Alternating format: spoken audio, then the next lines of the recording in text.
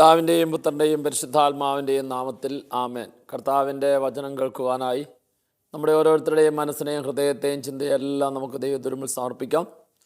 കർത്താവ് തൻ്റെ വചനത്തിലൂടെ നമ്മുടെ മനസ്സിനെയും നമ്മുടെ ജീവിതത്തെയും നമ്മുടെ ജീവിതത്തിൻ്റെ എല്ലാ മേഖലകളെയും കൂടുതൽ വിശുദ്ധീകരിച്ച് ദൈവവചനത്തിൻ്റെ നിറവും ശക്തിയും അഭിഷേകവും നമ്മുടെ ജീവിതത്തിൽ പുതിയ അനുഭവമായി മാറുന്നതിന് വേണ്ടി ഈശോയെ ഞങ്ങളെ ഓരോരുത്തരെയും സഹായിക്കണമേ, ശക്തിപ്പെടുത്തണമേ എന്ന് പ്രാർത്ഥിക്കാം. നിത്യം പിതാവും പുത്രനും പരിശുദ്ധാത്മാവുമായ സർവേശ്വര എന്നേക്കും ആമേൻ. ഈശോയിൽ ഏറ്റവും സ്നേഹമുള്ള സഹോദരി സഹോദരന്മാരെ, ഈ ഭൂമിയിൽ 12 വർഷമേ ജീവിച്ചുള്ളൂ. ജീവിച്ച 12 വർഷങ്ങളും പാപം ചെയ്യാതെ ജീവിച്ചു. അങ്ങനെ പാപം ചെയ്യാതെ ജീവിച്ച ആ മകളെ തിരുസഭ വിശുദ്ധിയായിട്ട് പ്രഖ്യാപിച്ചു. ആ വിശുദ്ധയുടെ പേരാണ് വിശുദ്ധ മരിയ ഗൊരേത്തി. ഈ മരിയ ഗൊരേത്തി ഓർമ്മ വച്ച നാൾ മുതൽ അമ്മ എപ്പോഴും മരിയനെ ഓർമ്മപ്പെടുത്തുന്നൊരു കാര്യമുണ്ട്. മോളെ മരിയെ, നീ മരിച്ചു എന്ന് കേട്ട് കഴിഞ്ഞാൽ എനിക്ക് വളരെയധികം വേദനയുണ്ടാവും. എന്നാൽ നീ ഒരു പാപം ചെയ്തു എന്ന് കേട്ട് കഴിഞ്ഞാൽ എനിക്ക് അത് സഹിക്കാൻ പറ്റിയല്ല. ഒരു അമ്മയ്ക്ക് മകളോട് ഇങ്ങനെ പറഞ്ഞു കൊടുക്കണമെങ്കിൽ ആ മകളുടെ അമ്മ പാപം ചെയ്യാതെ ജീവിക്കുന്ന ഒരമ്മയായിരിക്കണം.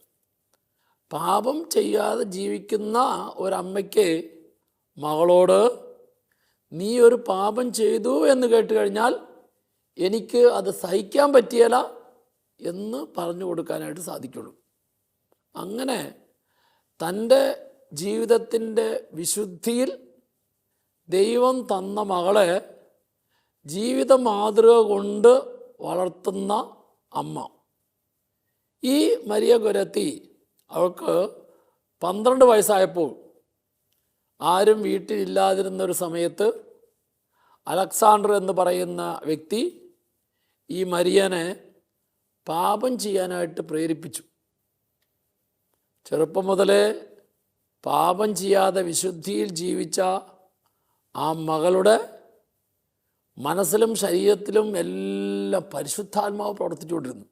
അതാ പാപം ചെയ്യാതെ ജീവിക്കുന്ന വ്യക്തിയിൽ എപ്പോഴും ദൈവത്തിൻ്റെ ആത്മാവ് ഇങ്ങനെ കത്തിജ്വലിക്കും.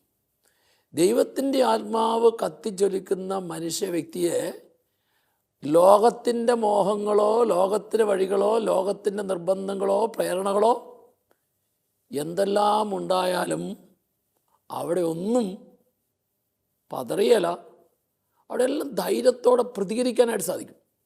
അങ്ങനെ ധൈര്യത്തോടെ പ്രതികരിച്ച ഈ മരിയ ഗൊരേത്തി അലക്സാണ്ടറിന് പറഞ്ഞു, അലക്സാണ്ടർ, ഞാൻ പാപം ചെയ്യല.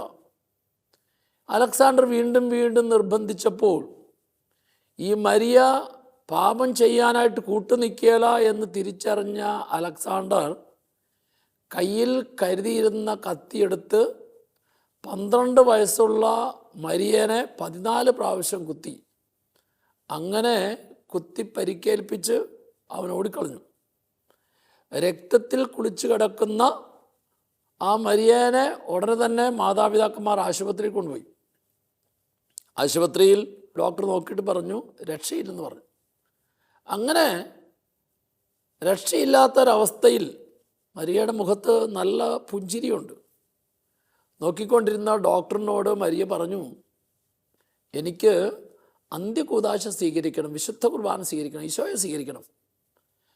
ഇത് കേട്ട ഡോക്ടർ ഉടനെ തന്നെ മാതാപിതാക്കന്മാർ വിവരമറിയിച്ചു. മാതാപിതാക്കന്മാർ വികാരിയച്ഛനെ വിളിച്ചു വരുത്തി.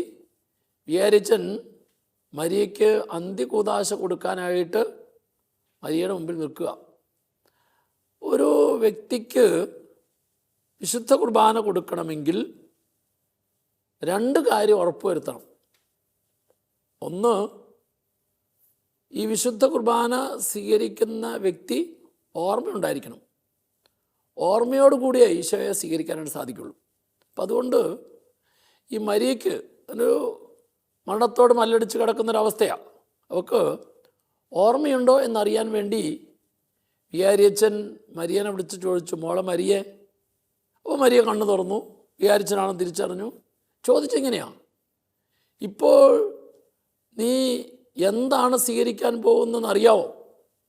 ഉടനെ മരിയ അല്പം കൂടി വിടർന്ന പുഞ്ചിരിയോടുകൂടി ചെറിയ സ്വരത്തിൽ വിചാരിച്ചത് പറഞ്ഞു, എനിക്കറിയാച്ചാ, ഞാനിപ്പോൾ അപ്പത്തിൻ്റെ രൂപത്തിലും അല്പസമയം കഴിയുമ്പോൾ മുഖാഭിമുഖം കാണാൻ പോകുന്ന ഈശോയാണ് ഞാൻ സ്വീകരിക്കുന്നതെന്ന് എനിക്കറിയാം.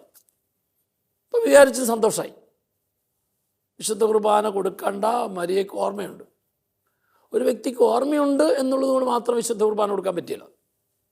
വിശുദ്ധ കുർബാന സ്വീകരിക്കുന്ന വ്യക്തിയുടെ ഉള്ളിൽ വെറുപ്പും വൈരാഗ്യം ഉണ്ടാകരുത്. നമുക്കറിയാം, വെറുപ്പോടും വൈരാഗ്യത്തോടും കൂടിയാണ് ഒരാൾ വിശുദ്ധ കുർബാന സ്വീകരിക്കുന്നതെങ്കിൽ ആ സ്വീകരിക്കുന്ന വ്യക്തിയുടെ ഉള്ളിലേക്ക് ഈശോ ആയിരിക്കില്ല, പിശാച് വരുള്ളൂ. അതുകൊണ്ടാണ് യോഗ്യതയോടെ വിശുദ്ധ കുർബാന സ്വീകരിക്കണം. യോഗ്യതയോടെ വിശുദ്ധ കുർബാന സ്വീകരിച്ചെങ്കിൽ ആ വിശുദ്ധ കുർബാനയിലൂടെ യേശു നൽകുന്ന സ്നേഹം അനുഭവിക്കാൻ പറ്റുള്ളൂ, ശക്തി അനുഭവിക്കാൻ പറ്റുള്ളൂ, സൗഖ്യം സ്വീകരിക്കാൻ പറ്റുള്ളൂ. അതെ, ഈ മരിയയ്ക്ക് ഈ ഒരു അവസ്ഥയ്ക്ക് കാരണക്കാരനായ അലക്സാണ്ടറിനോട് മരിയയുടെ ഉള്ളിൽ വെറുപ്പോ ദേഷ്യമോ ഉണ്ടോയെന്ന് അറിയണം. അതുകൊണ്ട് വീണ്ടും വിചാരിച്ച നേരത്തേക്കാൾ അല്പം കൂടി സ്വരമുയർത്തി മരിയോട് ചോദിച്ചു, മോളെ മരിയെ, നിന്നെ ഈ ഒരു അവസ്ഥയ്ക്ക് കാരണക്കാരനായി ഇതിൻ്റെ പ്രവർത്തിച്ച അലക്സാണ്ടറിനോട് നിനക്ക് ക്ഷമിക്കാനായിട്ട് സാധിക്കുന്നുണ്ടോ?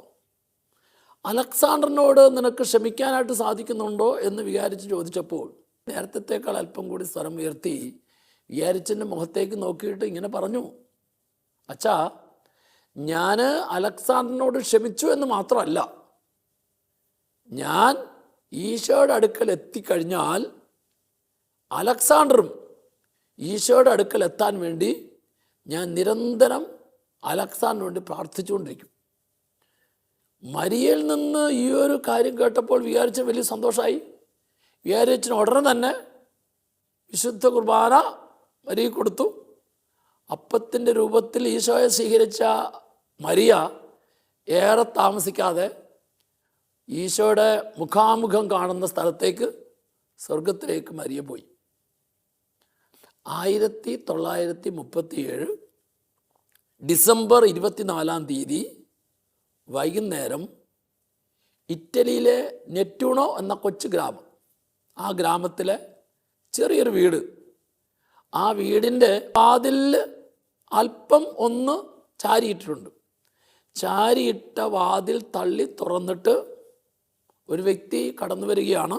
12 വയസ്സുള്ള മകളെ 14 പ്രാവശ്യം കുത്തി കൊന്ന അലക്സാണ്ടർ ജയിൽ ശിക്ഷയും കഴിഞ്ഞിട്ട് നേരെ ഈ അമ്മയുടെ അടുക്കലേക്കാണ് വന്നത്. ആ അമ്മയുടെ മുമ്പിൽ മുട്ടുകുത്തി അമ്മയുടെ 2 കാലിലും കെട്ടിപ്പിടിച്ച് അലക്സാണ്ടർ താൻ ചെയ്ത തെറ്റിനെ ഓർത്ത് അമ്മയുടെ കാലിൽ അനുതാപത്തിൻ്റെ, ക്ഷമയുടെ കണ്ണീര് പൊഴിക്കുകയാണ്. അപ്പോൾ ഈ അലക്സാണ്ടറിൻ്റെ കണ്ണിൽ നിന്നും ഒഴുകുന്ന കണ്ണീര് അമ്മയുടെ പാദങ്ങളിൽ നനഞ്ഞപ്പോൾ ആ അമ്മ തൻ്റെ കാൽച്ചുവട്ടിൽ അലക്സാണ്ടർ ജയിൽ ശിക്ഷയും കഴിഞ്ഞ് തൻ്റെ അടുക്കലേക്ക് മാപ്പ് ചോദിച്ചുകൊണ്ടിരിക്കുമ്പോൾ കുനിഞ്ഞ് അലക്സാണ്ടറിൻ്റെ 2 കൈയിലും പിടിച്ച് ആ അമ്മ സ്നേഹപൂർവ്വം എഴുന്നേൽപ്പിച്ചിട്ട് തൻ്റെ കരങ്ങൾ കൊണ്ട് അലക്സാണ്ടറിൻ്റെ കവിളിലെ കണ്ണീരൊക്കെ തുടച്ച് അവന് സ്നേഹത്തിൻ്റെ ചുംബനം കൊടുത്ത് അവൻ്റെ മുഷിഞ്ഞ വസ്ത്രമെല്ലാം മാറ്റാനായിട്ട് അവന് നല്ല വസ്ത്രം കൊടുത്തു. അവനുമായി ഒന്നിച്ച് അത്താഴം കഴിച്ചു. സ്നേഹമുള്ളവരെ, ഇത് സംഭവിച്ചത് 1937 ഡിസംബർ 24 അത്താഴമാണ്. നമുക്കറിയാം, അന്ന് പാതിരായ്ക്കാണ്, ഡിസംബർ 24 പാതിരായ്ക്കാണ് ലോകരക്ഷകനായ യേശുക്രിസ്തു ജനിച്ചതിൻ്റെ ഓർമ്മദിനം ലോകം മുഴുവൻ കൊണ്ടാടുന്നത്. അന്ന് പാതിരാ കുർബാനയ്ക്ക് ഇടവക ദേവാലയത്തിൽ സാക്ഷ്യം വഹിക്കാനായിട്ട് പോകുന്ന ആ അമ്മ തൻ്റെ മകളുടെ ഘാതകനായ അലക്സാണ്ടറിൻ്റെ കൈയും പിടിച്ച് ഇടവക ദേവാലയത്തിലേക്ക് പോകുന്ന കാഴ്ച കണ്ടപ്പോൾ ഇടവക ജനം ഒന്നടങ്കം പറഞ്ഞു, ഇവിടെയാണ് ഇങ്ങനെയുള്ളവരുടെ ജീവിതത്തിലാണ് ലോകരക്ഷകൻ വന്നു പിറക്കുന്നത്. Praise the Lord. സ്നേഹമുള്ളവരെ, 1950 ജൂൺ 24 ഈ മരിയ ഗൊരേത്തിയെ വിശുദ്ധയായിട്ട് പ്രഖ്യാപിക്കാനുള്ള നാമകരണ ചടങ്ങ് 12-ാം പിയൂസ് മാർപ്പാപ്പ നടത്താനായിട്ട് എല്ലാ കാര്യങ്ങളും ഒരുക്കി വച്ചിരിക്കുകയാണ്. ഈ ഒരുങ്ങിയിരിക്കുന്ന അൾത്താരയിലേക്ക് ചടങ്ങ് നടത്തേണ്ട മാർപ്പാപ്പ കയറി വന്നപ്പോൾ ജനക്കൂട്ടത്തിലേക്ക് നോക്കിയ മാർപ്പാപ്പ കാണുന്നത് ഏറ്റവും മുമ്പിൽ പുഞ്ചിരിക്കുന്ന മുഖവുമായിട്ടിരിക്കുന്ന മരിയ ഗൊരേത്തിയുടെ അമ്മയാണ്.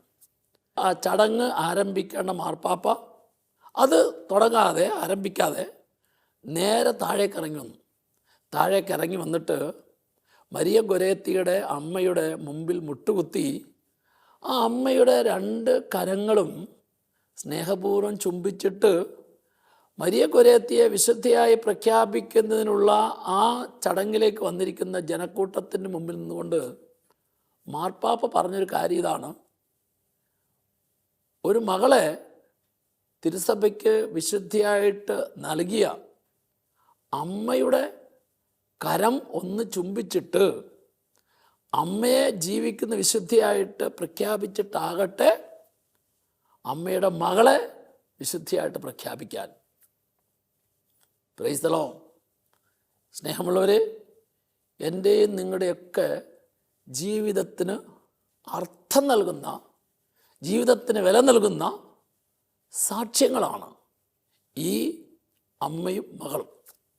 ഇന്ന് കുടുംബത്തിനും സഭയ്ക്കും സമൂഹത്തിനും ഒക്കെ ആവശ്യമായിട്ടുള്ളത് ഇതുപോലത്തെ അമ്മമാരെയാണ്, ഇതുപോലത്തെ മക്കളെയാണ്, ഇതുപോലത്തെ ജീവിതങ്ങളെയാണ്. അപ്പോൾ ഞാനും നിങ്ങളും നമ്മുടെ അനുദിന ജീവിതം അത് ഏത് ജീവിതാവസ്ഥയാകട്ടെ, ഏത് ജോലിയാകട്ടെ, എന്തായാലും അവിടെയൊക്കെ നമ്മൾ പാലിക്കേണ്ടതും സ്വീകരിക്കേണ്ടതും ജീവിക്കേണ്ടതുമായ മാതൃക മനുഷ്യബന്ധങ്ങളാണ്. പല വിധത്തിലുള്ള തെറ്റുകളും കുറ്റങ്ങളൊക്കെ ഉണ്ടാകും. പക്ഷേ ഈ തെറ്റുകളും കുറ്റങ്ങളും ഒന്നും നമ്മുടെ മനസ്സിൽ ഒരു മുറിവായി, ഒരു വേദനയായി, ഒരു വിദ്വേഷമായി, വെറുപ്പായി, വൈരാഗ്യമായി, പ്രതികാര ചിന്തയായി ഒരിക്കലും നമ്മുടെ ഉള്ളിൽ അനുഭവപ്പെടാൻ പാടില്ല. ഒരിക്കലും അത്തരത്തിലുള്ള കാര്യങ്ങൾ നമ്മുടെ ഉള്ളിൽ സ്വീകരിച്ച് നമ്മുടെ ഉള്ളിൽ മാരകമായ വിഷത്തിന് അടിമയായി തീരരുത്. വിദ്വേഷം അല്ലെങ്കിൽ വെറുപ്പ് അല്ലെങ്കിൽ വൈരാഗ്യം അല്ലെങ്കിൽ പ്രതികാര ചിന്ത, ഇത് ഒരു മാരകമായിട്ടുള്ള വിഷമാണ്. ഈ മാരകമായിട്ടുള്ള വിഷം ഒരു മനുഷ്യ വ്യക്തിയുടെ ഉള്ളിൽ കടന്നാൽ ആ വ്യക്തി എത്ര ബലിയർപ്പിച്ചാലും, എത്ര പ്രാർത്ഥിച്ചാലും, ഏതെല്ലാം ദിവസങ്ങൾ ഉപവാസമെടുത്താലും, ഏതെല്ലാം ധ്യാന കേന്ദ്രങ്ങളിൽ മാറി മാറി ധ്യാനം കൂടിയാലും ആ വ്യക്തിയുടെ ജീവിതത്തിൽ ദൈവത്തിനൊന്നും ചെയ്യാൻ പറ്റിയല്ല. ഈ വെറുപ്പ് ഉള്ളിൽ കടന്നാൽ, ഈ വിഷം ഉള്ളിൽ കടന്നാൽ, ഞാൻ പറഞ്ഞു, വിദ്വേഷം, വെറുപ്പ്, വൈരാഗ്യം മാരകമായൊരു വിഷമാണ്. ഈ വിഷം നമ്മുടെ ഉള്ളിൽ ഉണ്ടാകാതിരിക്കുക എന്നുള്ളതാണ് ഏത് ജീവിതാവസ്ഥയിലുള്ള വ്യക്തിയായാലും ഏറ്റവും കൂടുതൽ ശ്രദ്ധിക്കേണ്ടത്. അപ്പോൾ നമുക്ക് വിദ്വേഷം, വെറുപ്പ്, വൈരാഗ്യം ജീവിതത്തിൽ മനസ്സിൽ തോന്നാതെ ജീവിക്കണമെങ്കിൽ ദൈവത്തിൻ്റെ വചനം നമ്മുടെ മുമ്പിൽ തുറന്നു കാണിക്കുന്ന വളരെ പ്രധാനപ്പെട്ട ഒരു വ്യക്തിയുണ്ട്. ആ വ്യക്തിയാണ് ഉൽപ്പത്തി പുസ്തകം 37-ാം അധ്യായം മുതൽ 50-ാം അധ്യായം വരെ നിറഞ്ഞു നിൽക്കുന്നൊരു വ്യക്തി. ആ നിറഞ്ഞു നിൽക്കുന്ന വ്യക്തിയുടെ പേരാണ് ജോസഫ്. പൂർവ്വപിതാവായ ജോസഫ്. നമ്മൾ ബൈബിളിലൂടെ പ്രാർത്ഥിച്ച് വായിച്ച് കടന്നു പോകുമ്പോൾ നമ്മുടെയൊക്കെ മനസ്സിൽ എപ്പോഴും നിറഞ്ഞു നിൽക്കേണ്ട ഒരു വ്യക്തിയാണ് ജോസഫ്. സ്നേഹമുള്ളവരെ, നമ്മൾ ഉൽപ്പത്തി പുസ്തകം 37 അധ്യായത്തിൻ്റെ 11 തിരുവചനത്തിൽ പറയും, ജോസഫിൻ്റെ മറ്റ് സഹോദരങ്ങളെക്കാൾ ദൈവവുമായിട്ട് നല്ലൊരു ബന്ധം ജോസഫിനുണ്ടായിരുന്നു. ദൈവവുമായിട്ട് നല്ലൊരു ബന്ധം ജോസഫിനുണ്ടായിരുന്നത് കൊണ്ട് ജോസഫ് സംഭവിക്കാൻ പോകുന്ന കാര്യങ്ങളെക്കുറിച്ച് ജോസഫിന് മുൻകൂട്ടി ദർശനങ്ങൾ ലഭിക്കുമായിരുന്നു. അതിനെ ബൈബിളിൽ രേഖപ്പെടുത്തിയിരിക്കുന്നത് സ്വപ്നമെന്നാണ്.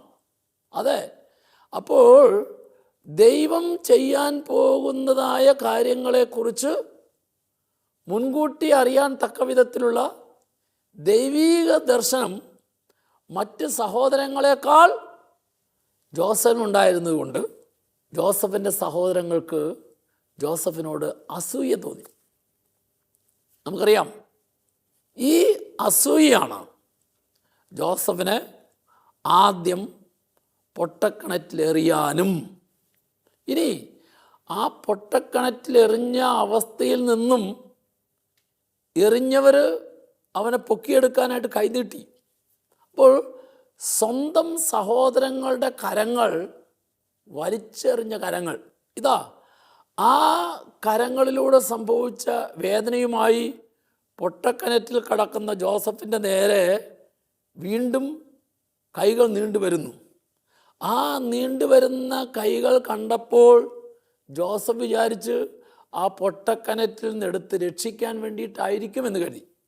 അപ്പോൾ രക്ഷിക്കാൻ വേണ്ടിയിട്ടുള്ള കരങ്ങളാണ് തങ്ങളുടെ സഹോദരങ്ങൾ നീട്ടുന്നത് എന്ന് മനസ്സിലാക്കി ജോസഫ് സന്തോഷിച്ചപ്പോൾ ആ കരങ്ങൾ രക്ഷിക്കുന്ന കരങ്ങളായിരുന്നില്ല, മറിച്ച് അത് വിൽക്കുന്ന കരങ്ങളായിരുന്നു. ജോസഫിനെ 30 വെള്ളിക്കാശിന് വേണ്ടി സഹോദരങ്ങൾ ഇസ്മായിലുകാർക്ക് വിറ്റു. അങ്ങനെ വിൽക്കപ്പെട്ട ജോസഫ്, ഈ ജോസഫിനെ ഏറ്റവും ആദ്യം വാങ്ങിച്ചുകൊണ്ട് പോയത് പൊത്തിഫറാണ്. അതായത് ജോസഫിൻ്റെ ജീവിതം എടുത്തു കാണിക്കുന്നത് ജോസഫ് ക്ഷമ ഒരു വരമായിട്ട് സ്വീകരിച്ച വ്യക്തിയാണ്. ക്ഷമ ഒരു വരമായിട്ട് സ്വീകരിക്കുന്ന ഓരോ വ്യക്തിയും, ഞാനും നിങ്ങളും ജോസഫിൻ്റെ ജീവിതത്തെ മനസ്സിലാക്കി ധ്യാനിക്കുമ്പോൾ, ഉള്ളിൽ സ്വീകരിക്കുമ്പോൾ ദൈവത്തിൻ്റെ പരിശുദ്ധാത്മാവ് നമുക്ക് ഓരോരുത്തർക്കും പറഞ്ഞു തരുന്ന പ്രധാനപ്പെട്ട കാര്യം ഇതാണ്: നീ ഓരോ ദിവസവും ബലിയർപ്പിച്ചാൽ മാത്രം പോരാ, ജപമാല ചൊല്ലിയാൽ മാത്രം പോരാ, നീ നിൻ്റെ ജീവിതത്തിൽ ജോസഫിനെ പോലെ ക്ഷമ ഒരു വരമായിട്ട് സ്വീകരിക്കണം. ക്ഷമ ഒരു വരമായിട്ട് സ്വീകരിക്കുന്ന ഏതൊരു വ്യക്തിയായാലും ആ വ്യക്തിയുടെ ജീവിതത്തിൽ ചിലപ്പോൾ ചെയ്ത കാര്യത്തിന് ആ ചെയ്തതിനേക്കാൾ വലിയ രീതിയിലുള്ള കുറ്റപ്പെടുത്തലുകളും ഒറ്റപ്പെടുത്തലും ഉണ്ടാകും. ചിലപ്പോൾ ചെയ്യാത്ത കാര്യം ചെയ്തു എന്ന് പറഞ്ഞ് അപമാനത്തിൻ്റെയും നിന്ദനത്തിൻ്റെയും താഴ്ത്തിക്കെട്ടലിൻ്റെതുമായ അവസ്ഥകളുണ്ടാകാം. ചിലപ്പോൾ ഞാൻ ചെയ്തതായ കാര്യത്തിൻ്റെ അർത്ഥം എന്താണെന്ന്, അതിൻ്റെ നല്ല വശം എന്താണെന്ന്, അതിൻ്റെ സ്വീകാര്യത എന്താണെന്ന് മനസ്സിലാക്കാതെ എന്നെ തെറ്റിദ്ധരിക്കുകയും ചിലപ്പോൾ അങ്ങനെ തെറ്റിദ്ധരിക്കപ്പെട്ട് ഞാൻ മാറ്റി നിർത്തപ്പെടുകയും എനിക്ക് ലഭിച്ചുകൊണ്ടിരുന്നതായ ചില സുഖ സൗകര്യങ്ങൾ അല്ലെങ്കിൽ പദവി അത് നഷ്ടമായി എന്ന് വന്നേക്കാം. ജീവിതത്തിൻ്റെ വ്യത്യസ്തമായ തിക്താനുഭവങ്ങളുടെ വഴിയിലൂടെ നമ്മളെയൊക്കെ ചില സന്ദർഭങ്ങളിലും സാഹചര്യങ്ങളിലൊക്കെ നയിക്കപ്പെടുന്നതായ അവസ്ഥകളും ഉണ്ടായി എന്ന് വന്നേക്കാം. ഇങ്ങനെയുള്ള സന്ദർഭങ്ങളിലും സാഹചര്യങ്ങളിലുമെല്ലാം നീ ജോസഫിൻ്റെ മനോഭാവം സ്വീകരിച്ചാൽ ഏത് മനുഷ്യ വ്യക്തികൾ ഏതെല്ലാം കാര്യങ്ങൾ നിൻ്റെ ജീവിതത്തിൽ നിനക്ക് നഷ്ടപ്പെടുത്തിയോ അതിൻ്റെ എല്ലാം 10,000 മടങ്ങ് അനുഗ്രഹത്തിൻ്റെയും ആനന്ദത്തിൻ്റെയും സൗഖ്യത്തിൻ്റെയും വിടുതലിൻ്റെയും അനുഭവം, ജീവിതത്തിൽ ഉയർച്ച ദൈവം നിൻ്റെ ജീവിതത്തിൽ തരും എന്നുള്ളതിൻ്റെ വലിയൊരു ബോധ്യമാണ് ബൈബിളിലെ ഈ ജോസഫിൻ്റെ ജീവിതത്തെ എൻ്റെയും നിങ്ങളുടെയും മുമ്പിൽ എടുത്ത് കാണിച്ചുകൊണ്ട് കർത്താവിൻ്റെ വചനം പറഞ്ഞു തരുന്നത്. ജോസഫ് ക്ഷമ ഒരു വരമായി സ്വീകരിച്ചപ്പോൾ അവന് ലഭിച്ച 3 പ്രധാനപ്പെട്ട കാര്യം. ഒന്നാമത്തെ കാര്യം അതാണ്. ഉൽപ്പത്തി പുസ്തകം 39 അധ്യായത്തിൻ്റെ 2 തിരുവചനത്തിലും 21 വചനത്തിലും 23 തിരുവചനങ്ങളിലും ഒരേ അധ്യായത്തിൽ 3 സ്ഥലത്ത് ഒരേ രീതിയിൽ കാര്യം പറയുന്ന കാര്യം ഇതാണ്: ജോസഫിൻ്റെ കൂടെ കർത്താവുണ്ടായിരുന്നു. ജോസഫിൻ്റെ കൂടെ കർത്താവുണ്ടായിരുന്നു. എന്താണ് ഈ പറഞ്ഞതിൻ്റെ അർത്ഥം? ജോസഫിൻ്റെ കൂടെ കർത്താവുണ്ടായിരുന്നു എന്തെന്നാൽ, സഹോദരങ്ങൾ അസൂയ തോന്നി പൊട്ടക്കിണറ്റിലിട്ടപ്പോഴും ഇസ്മായേലർക്ക് വിറ്റപ്പോഴും അടിമയായി പൊത്തിഫറിൻ്റെ ഭവനത്തിലേക്ക് കടന്ന് വരേണ്ട അവസ്ഥയുണ്ടായപ്പോഴും ഇതിൻ്റെ എല്ലാം പിന്നിൽ പ്രവർത്തിച്ചത് മനുഷ്യ വ്യക്തികളിലൂടെയല്ല. ഇതിൻ്റെ പിന്നിൽ എൻ്റെ സഹോദരങ്ങളൊന്നുമല്ല കാരണക്കാർ, ദൈവം അനുവദിച്ചതുകൊണ്ടാണ്. അപ്പോൾ സഹോദരങ്ങൾ പൊട്ടക്കിണറ്റിലെറിഞ്ഞപ്പോഴും ഇസ്മായേലർക്ക് വിറ്റപ്പോഴും പൊത്തിഫറിൻ്റെ വീട്ടിൽ അടിമയാണ് എന്ന ചിന്തയിൽ കഴിയേണ്ടി വന്നപ്പോഴും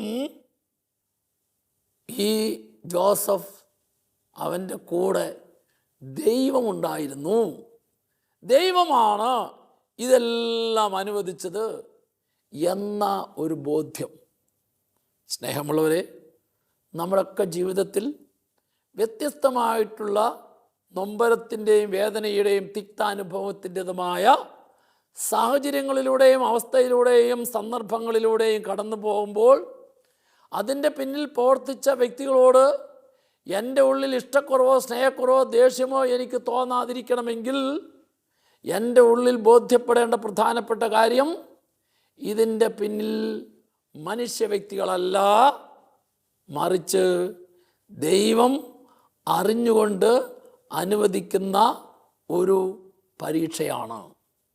ദൈവം അറിഞ്ഞുകൊണ്ട് അനുവദിക്കുന്ന ഒരു പരീക്ഷയാണ് മനുഷ്യ വ്യക്തികളിലൂടെ. ചിലപ്പോൾ എൻ്റെ അപ്പനാകാം, അമ്മയാകാം, സഹോദരങ്ങളാകാം, സ്വന്തം ജീവിത പങ്കാളിയാകാം, ജന്മം നൽകി വളർത്തി വലുതാക്കി നല്ല പദവിയിലെത്തിച്ച് നല്ല ജോലി വാങ്ങിച്ചു കൊടുക്കാൻ ഇടയായി തീർന്ന മക്കളാകാം, ഒത്തിരി കഷ്ടപ്പെട്ട് നല്ല രീതിയിൽ സഹായിച്ച് വളർത്തിയ സഹോദരങ്ങളാകാം, പല രീതിയിൽ ഉപകാരം ചെയ്തതായിട്ടുള്ള സുഹൃത്തുക്കളാകാം.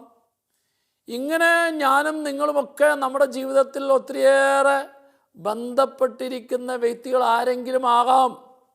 അങ്ങനെ നമ്മളോട് ചെയ്തതെങ്കിൽ നീ തിരിച്ചറിയേണ്ട പ്രധാനപ്പെട്ട സത്യം, ആ മനുഷ്യ വ്യക്തികൾ ആരുമല്ല, ദൈവമാണ് ഇങ്ങനെ എന്നെ അനുവദിച്ചത്. ഇങ്ങനെ ദൈവമാണ് അനുവദിച്ചതെങ്കിൽ ആ അനുവദിച്ച ദൈവം കൂടെയുണ്ട്.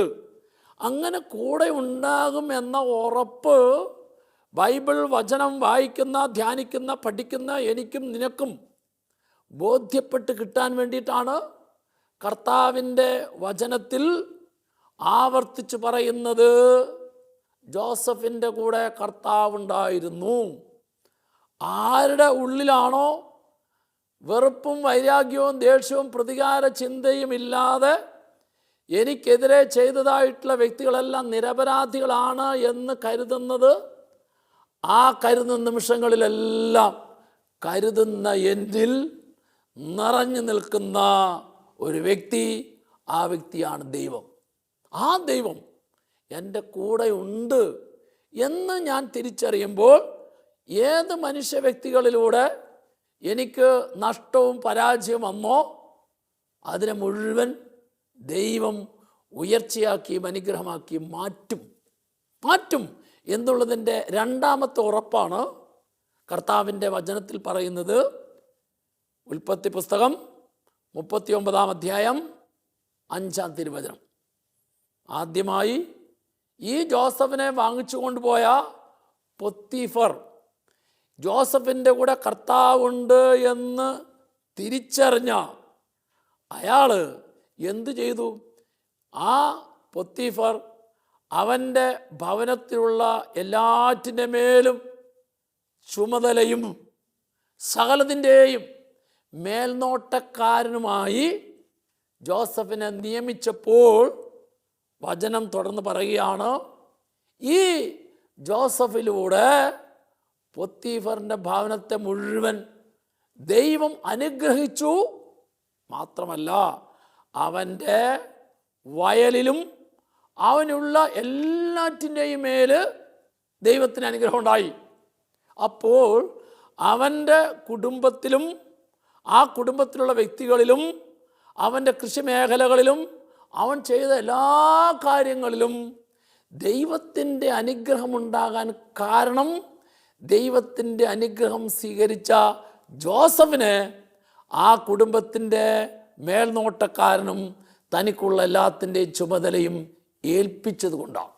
ഇതാ, ഒരു വ്യക്തിയിലൂടെ ആ കുടുംബത്തെയും ആ കുടുംബത്തിലുള്ള സകല വസ്തുക്കളെയും ദൈവം അനുഗ്രഹിക്കാൻ ഇടയായിത്തീർന്നു. ഞാനും നിങ്ങളും നമ്മുടെ ജീവിതത്തിൽ മനുഷ്യ വ്യക്തികളുമായിട്ടുള്ള ബന്ധമാണ്. ഈ മനുഷ്യ വ്യക്തികളുമായിട്ടുള്ള ബന്ധത്തിൽ പല വിധത്തിലുള്ള തെറ്റിദ്ധാരണകളുണ്ടാകാം, ആരോപണങ്ങളുണ്ടാകാം, പ്രതീക്ഷിച്ചതിന് വിപരീതമായിട്ടുള്ളതായ തിരിച്ചടികൾ ഒത്തിരിയേറെ ഉണ്ടാകാം. ഇങ്ങനെ ഏതെല്ലാം ഉണ്ടായാലും ഞാൻ അതിൻ്റെ പിന്നിലെ കാരണക്കാർ അവരാരുമല്ല എന്ന് തിരിച്ചറിഞ്ഞ് ഞാൻ അവിടെ ദൈവത്തിൻ്റെ കരം കാണാൻ തയ്യാറായാൽ, ഒന്ന്, എന്നെ അനുഗ്രഹിക്കും, എന്നിലൂടെ ബാക്കിയുള്ള മുഴുവൻ അനുഗ്രഹിക്കാൻ കർത്താവ് ഇടയാക്കി തീർക്കും. സ്നേഹമുള്ളവരെ, മൂന്നാമത്തെ പറഞ്ഞു തരുന്ന ബോധ്യം ഇതാണ്. ഉൽപ്പത്തി പുസ്തകം 41 അധ്യായത്തിൻ്റെ 55 തിരുവചനം.